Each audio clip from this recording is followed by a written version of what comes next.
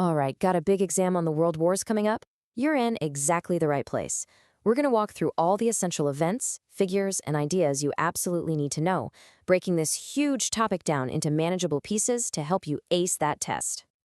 So here's our roadmap. We'll kick things off with World War I, then see how that directly sparked the Russian Revolution.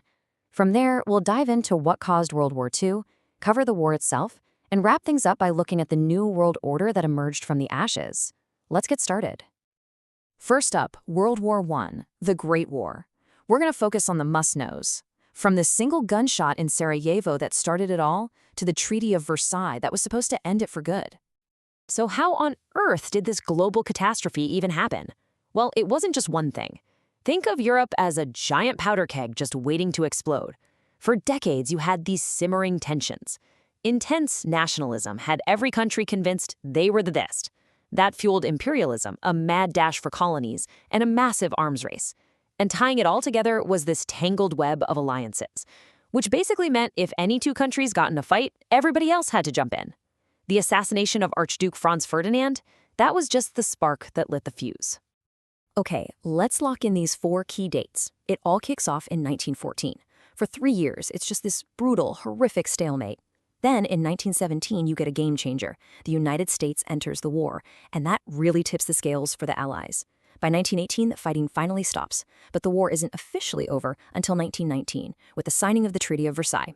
And trust me, that document is going to have some huge consequences. All right, you got to know who was fighting who.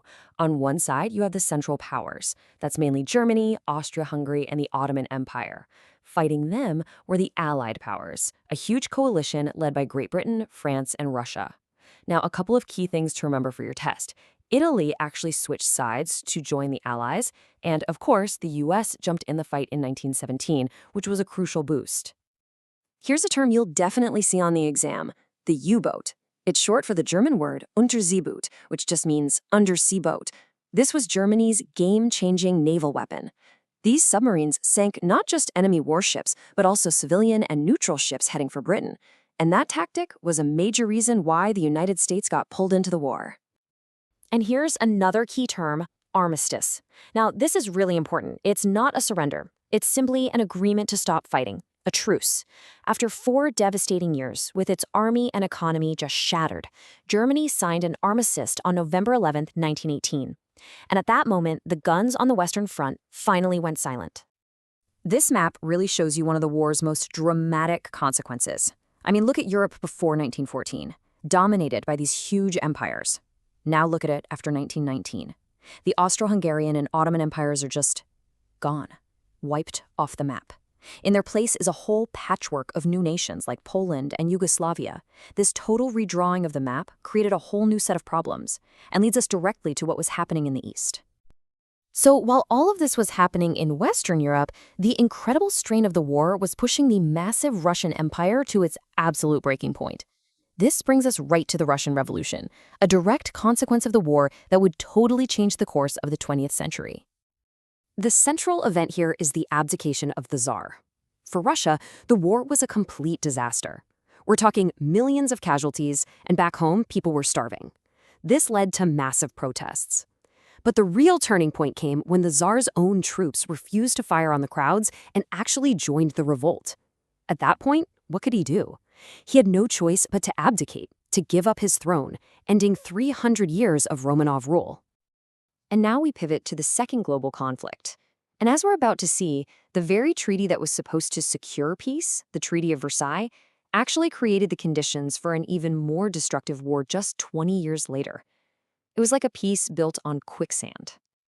It's essential to understand that World War II didn't just happen in a vacuum. It was a perfect storm created by 4 main factors. First, that Treaty of Versailles was incredibly harsh on Germany, creating deep resentment. Then, the Great Depression caused a global economic collapse, creating desperation, which allowed aggressive dictators like Hitler and Mussolini to rise to power. And finally, the international peacekeeping body, the League of Nations, proved completely powerless to stop them. Make sure you know this alliance. The Axis powers were the aggressors in the war. It was a pact between Nazi Germany, Fascist Italy, and Imperial Japan, and they were all driven by these dangerous ideologies of military conquest and expansion. Okay, let's dive into the war itself. We're going to hit the key strategies, the major turning points, and confront the absolutely horrific human cost of this conflict. Just like with World War I, you need to know the two sides. The Axis powers, as we just saw, were Germany, Italy, and Japan. Facing them was a massive coalition known as the Allies. The big three you have to remember were Great Britain, the Soviet Union, and the United States. But they were joined by France, Canada, and dozens of other nations from all over the world. This military term is one you have to know: Blitzkrieg. It means lightning war, and it was Germany's signature tactic. The idea was to use incredible speed and surprise, combining fast-moving tanks with overwhelming air power to just punch through enemy lines and cause chaos.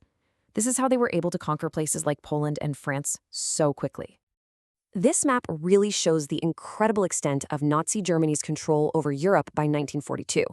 But I want to draw your attention to one city on the far eastern front: Stalingrad. The battle for this city was one of the deadliest in all of human history, and it ended in a catastrophic defeat for the German army.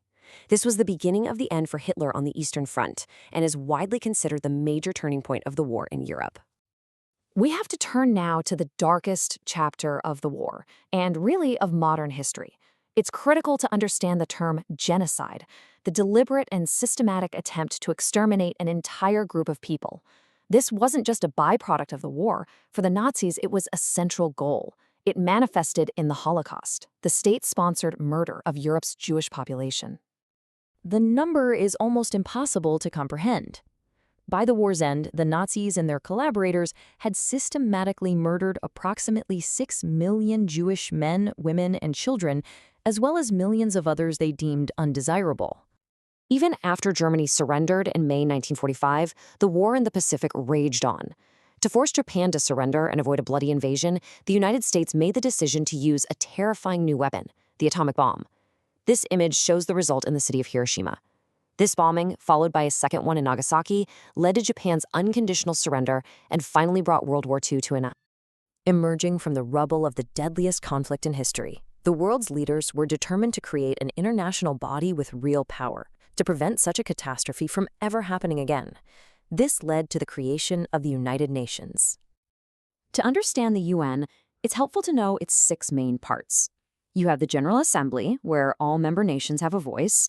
Then there's the powerful Security Council, which deals directly with threats to peace and security. Other branches handle economic, social, and legal matters.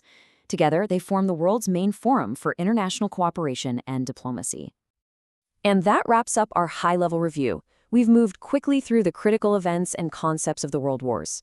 As you continue your own prep, I'll leave you with the central question that came out of this era, one we're still grappling with today. How can we ensure that history on this scale does not repeat itself? Thanks for tuning in, and good luck on your exam.